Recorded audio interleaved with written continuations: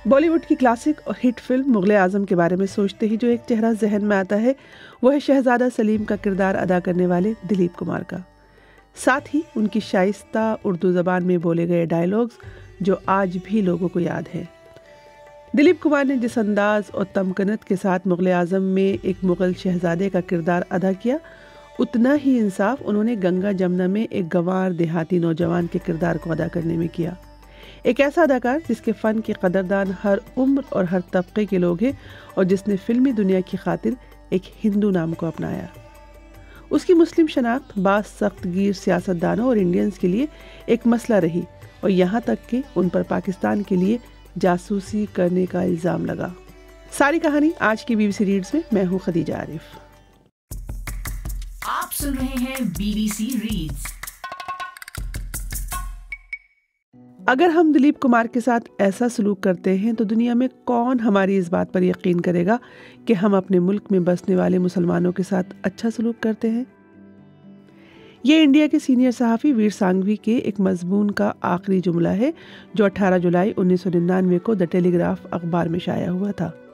दरअसल ये मजमून उस शोर शराबे के बाद लिखा गया था जो दिलीप कुमार को पाकिस्तान की हुकूमत की जानिब से अपना आला तरीन शहरी एजाज़ निशाने इम्तियाज़ देने पर हुआ था। उस वक्त इंडियन रियासत महाराष्ट्र में शिवसेना के रहनुमा बाला साहब ठाकरे ने दिलीप कुमार की जानिब से इस एजाज़ को कबूल करने पर एतराज़ किया था, जबकि मुंबई में वाक़ उनके घर के सामने मुजाहिरे भी किए गए थे। इस वाक़े का तस्करा मारूफ अदाकार ऋषि कपूर ने भी किया है, जो दिलीप कुमार की autobiography Dilip Kumar the substance and the shadow में बताते हैं।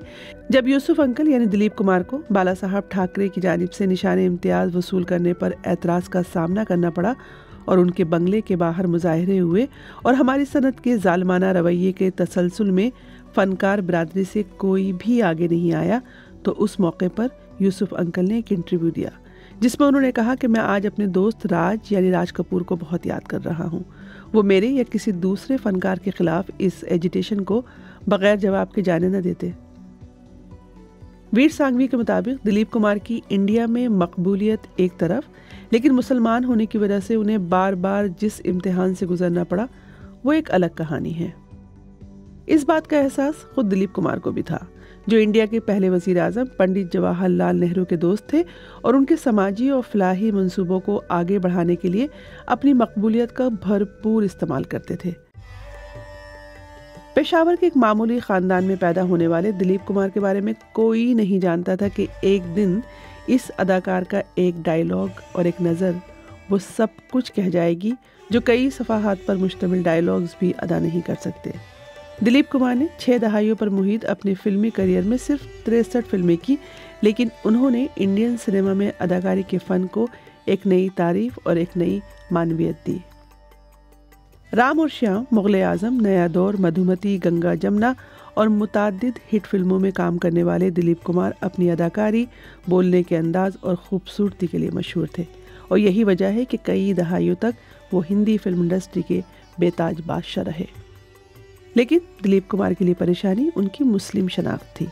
निशाने इम्तियाज़ मिलने पर हंगामा और इससे पहले दिलीप कुमार पर पाकिस्तान के लिए जासूसी का इल्ज़ाम और गिरफ्तारी का खदशा, इसकी बात थोड़ी देर में। लेकिन पहले ये कि दिलीप कुमार उनका फिल्मी नाम था, लेकिन वो पैदा इस शनाख्त के साथ नहीं हुए थे।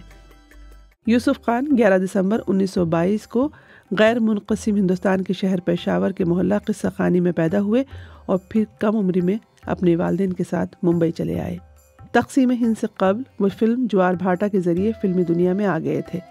मुंबई में अपने ज़माने की मारूफ अदाकारा और फिल्मसाज देविका रानी के साथ एक गैर मुतवक्को मुलाकात ने दिलीप कुमार की ज़िंदगी को बदल कर रख दिया। 40 की दिहाई में अगरचे देविका रानी हिंदुस्तानी फिल्म सनत का एक बड़ा नाम थी, लेकिन उनका सबसे बड़ा कारनामा पेशावर के फलों के ताजिर के बेटे यूसुफ खान को दिलीप कुमार बनाना था। बॉम्बे टॉकीज़ में किसी फिल्म की शूटिंग देखने जाने वाले खूबसूरत नौजवान यूसुफ खान से देविका रानी ने पूछा कि क्या आप उर्दू जानते हैं। जैसे ही यूसुफ ने हाँ में सर हिलाया, उन्होंने दूसरा सवाल किया, क्या आप अदाकार बनना पसंद करेंगे। और फिर आगे की कहानी एक तारीख है। देविका रानी का ख्याल था कि रोमांटिक हीरो पर यूसुफ खान का नाम ज़्यादा नहीं जचेगा। एक ख्याल ये भी है कि यूसुफ खान को अपना मुस्लिम नाम इसलिए बदलना पड़ा था क्योंकि उस ज़माने की फ़िज़ा शायद कुछ ऐसी थी जिसमें हिंदुस्तान में मुस्लिम नाम को मुबैना तौर पर पजीराई नहीं मिल सकती थी। चलिए, वजह जो भी हो, उस वक्त बॉम्बे टॉकीज में काम करने वाले नरेंद्र शर्मा ने, जो बाद में हिंदी के एक बड़े शायर बनकर उभरे, 3 नाम तजवीज किए: जहांगीर, वासुदेव और दिलीप कुमार। यूसुफ खान ने अपना नया नाम दिलीप कुमार के तौर पर मुंतखब किया। इसकी एक वजह यह भी बताई जाती है कि इस नाम की वजह से उनके पुराने ख्यालात के हामिल वालिद को उनके हकीकी पेशे के बारे में मालूम नहीं हो सकता था। फिल्म और उससे मुंसलिक लोगों के बारे में उनके वालिद की राय अच्छी नहीं थी और वो उन्हें नौटंकी वाला कहकर मजाक उड़ाते थे। वैसे अगर उस जमाने की बात की जाए तो नाम बदलने का किस्सा यूसुफ खान तक महदूद नहीं था। अदाकारा महजबीन बानो मीना कुमारी के नाम से शोहरत हासिल कर चुकी थी। मुमताज़ जहां बेगम ने मधुबाला के नाम से लोगों के दिलों पर राज किया, जबकि हामिद अली खान का नाम अजीत और काजी बदरुद्दीन का नाम जॉनी वॉकर नजर आता था। अगरचे अशोक कुमार, देवानंद और गुरुदत्त के नाम भी बदले हुए हैं, लेकिन मारूफ सहाफ़ी और फिल्म क्रिटिक ज़ियाउल सलाम के मुताबिक उससे उनका मजहब बदलता नजर नहीं आता। यानी वो हिंदू थे और उन्होंने बदले हुए हिंदू नाम ही अपनाए।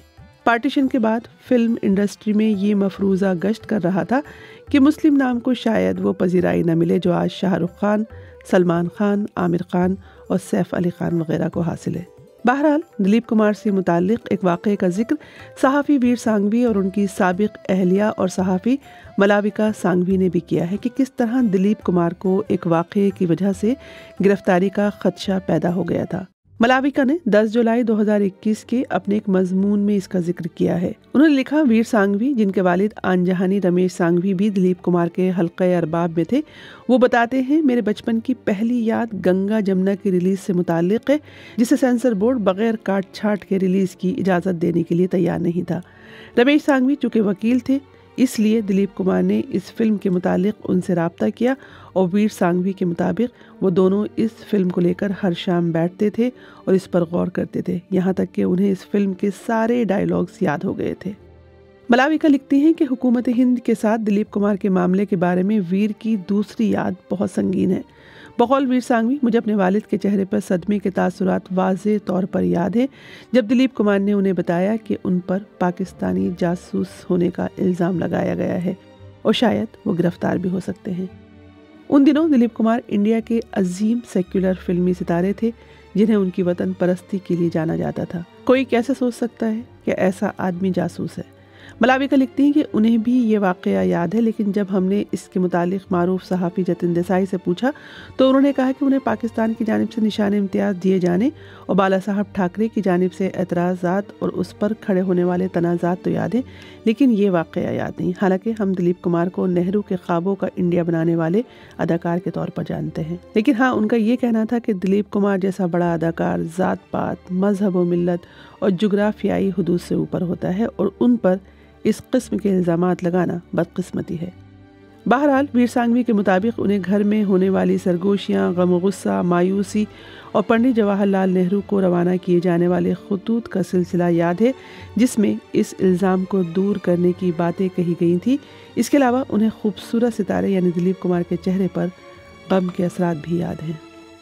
मलाविका लिखती हैं कि वीर के सामने रफ्ता रफ्ता थोड़ी थोड़ी कहानी सामने आने लगी और पता चला कि पुलिस ने एक नौजवान को मुबैना तौर पर पाकिस्तान के लिए जासूसी करने के इल्ज़ाम में गिरफ्तार किया था। उसकी एड्रेस बुक में उन्हें कई नाम मिले जिनमें दिलीप कुमार का नाम भी शामिल था। इस इंतहाई खफीफ से इशारे की बुनियाद पर उन्होंने फैसला कर लिया कि दिलीप कुमार भी शक के दायरे में हैं और उनके घर पर छापा मारा गया। वीर सांघवी अपने मजमून में मजीद लिखते हैं कि एक दिन कलकत्ता से पुलिस की एक पार्टी बॉम्बे पहुंची और दिलीप कुमार के घर पर छापा मारा। पुलिस ने कहा कि वो एक पाकिस्तानी जासूस है और वो उसे गिरफ्तार करने वाले थे। दिलीप कुमार जासूस कैसे हो सकते हैं और वैसे भी वो कौन सी खुफिया मालूमात पाकिस्तानियों तक पहुंचाने की पोजीशन में थे। वो लिखते हैं कि इससे इस बात का अंदाज़ा लगाना मुश्किल नहीं कि हमारे माशरे में तासुब किस कदर बढ़ चुका है। इंडिया का टॉप स्टार, नेहरू का दोस्त जो उस वक्त भी वज़ीर आज़म थे, उन पर जासूसी का इल्ज़ाम सिर्फ इसलिए लगाया गया क्योंकि वो एक मुसलमान थे। वो पूछते हैं कि अगर देवानंद का नाम डायरी में होता तो इस बात का बहुत कम इम्कान था कि कोई उन पर छापा मारने की कोशिश करता। वीर सांघवी लिखते हैं कि कई तकलीफदेह महीनों के बाद पुलिस ने शवाहिद ना होने की वजह से हार मान ली, लेकिन अफवाहों ने शहर को अपनी लपेट में ले लिया। कहीं ये खबर उड़ी कि दिलीप कुमार ने एतराफ़ कर लिया है, तो किसी ने कहा कि पुलिस ने उनके घर के फर्श के नीचे से एक रेडियो ट्रांसमीटर बरामद किया है। किसी ने उन्हें फिल्म इंडस्ट्री के अंदर मुस्लिम जासूसों के गिरोह का लीडर कहा, वगैरह वगैरह। वीर सांघवी मजीद लिखते हैं कि ये दिलीप कुमार का ही दिल है कि उन्होंने इस तरह की खौफनाक बदसलूकियों के बावजूद कोई तलखी नहीं पाली या बदतमीजी नहीं की। इतना ही नहीं, दिलीप कुमार के बारे में साबिक पाकिस्तानी वज़ीर ख़ारजा खुर्शीद महमूद कसूरी ने कहा कि कारगिल की जंग रुकवाने में उन्होंने नवाज शरीफ से दो टूक बात की थी। इसके अलावा अदाकारा और दिलीप कुमार की अहलिया सायरा बानो ने बताया था कि इंडिया और पाकिस्तान के रिश्ते दुरुस्त करने के लिए शायद ज़िया-उल हक़ के ज़माने में उन्हें स्पेशल मिशन पर पाकिस्तान भी रवाना किया गया था। अपनी autobiography Dilip Kumar the substance and the shadow में दिलीप कुमार अपनी गिरफ्तारी का एक वाक़या याद करते हुए बताते हैं कि मैंने अंजुमन इस्लाम स्कूल में एक तालिब इल्म की हैसियत से बरतानवी आइन का मुताला किया था और इस इल्म को एक ऐसी तकरीर की तैयारी में इस्तेमाल किया जिसमें मेहनती, सच्चे और गैर मुतशद्दिद लोगों की कौम के तौर पर हमने अपनी बरतरी का खाका पेश किया। उन्होंने मजीद किया कि मेरी तकरीर पर खूब तालियां बजी और मुझे खुशी महसूस हुई, लेकिन मेरी कामयाबी का मज़ा वक्ती था। हैरत की बात यह है कि पुलिस अफसरान का एक ग्रुप जाए वक़्फ़ पर पहुंचा और मुझे हथकड़ियाँ लगाकर कहा कि मुझे मेरी बरतानवी मुखालिफ ख्यालात की वजह से गिरफ्तार किया जाता है। दिलीप कुमार को इंडिया और पाकिस्तान के दरमियान के एक पुल और अमन के पैगंबर के तौर पर देखा और बयान किया जाता है, लेकिन जब पाकिस्तान की हुकूमत ने 1998 में उन्हें निशाने इम्तियाज़ देने का ऐलान किया तो एक बार फिर उन पर दबाव बढ़ा और ये दबाव इतना शदीद था कि उन्हें उस वक्त के वज़ीर आज़म और बीजेपी के रहनुमा अटल बिहारी वाजपेयी से मशवरा करना पड़ा कि उन्हें ये एजाज़ कबूल करना चाहिए या नहीं। अपनी सवाने उम्र में दिलीप कुमार इसका जिक्र करते हुए कहते हैं, मेरा पाकिस्तान का दूसरा दौरा मार्च 1998 के निसफ आखिर में पाकिस्तान का आला तरीन सिविल एजाज़ निशान इम्तियाज़ हासिल करने के लिए था, जिसे ऑर्डर ऑफ एक्सीलेंस या कमोबेश order of the British Empire और अमेरिका के सदारती तमगा बराए आज़ादी के बराबर कह सकते हैं। इसे तस्लीम करने पर एक तनाज़े खड़ा हो गया जब शिवसेना के सरबराह बाला साहब ठाकरे ने ऐलान किया कि मुझे ये अवार्ड नहीं लेना चाहिए। उन्होंने बिलवास्ता तौर पर मेरी दयानत और हुब्बुल वतनी पर शकूक व शुबहात जाहिर किए जो बिला वजह थे और जिसकी वजह से मुझे शदीद सदमा पहुंचा। मैंने उस वक्त इंडिया के वज़ीर आज़म अटल बिहारी वाजपेयी से मशवरा तलब किया और उन्होंने वाज़ेह तौर पर ऐलान किया कि मुझे यह अवार्ड लेना चाहिए।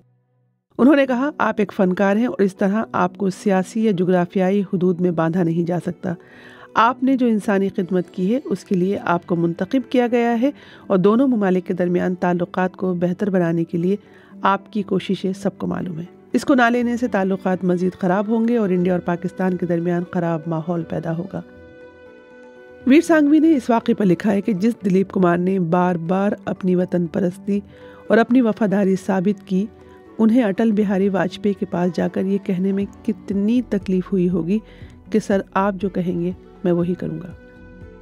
हमने फिल्म क्रिटिक और बीइंग मुस्लिम इन हिंदू इंडिया किताब के मुसन्निफ ज़िया उल सलाम से इसके मुतालिक पूछा तो उन्होंने कहा कि दिलीप कुमार का या मीना कुमारी का या मधुबाला का और अजीत कुमार का हिंदू नाम इख्तियार करना ये बताता है कि उस वक्त इंडिया में मुस्लिम नाम काबिल कबूल नहीं था।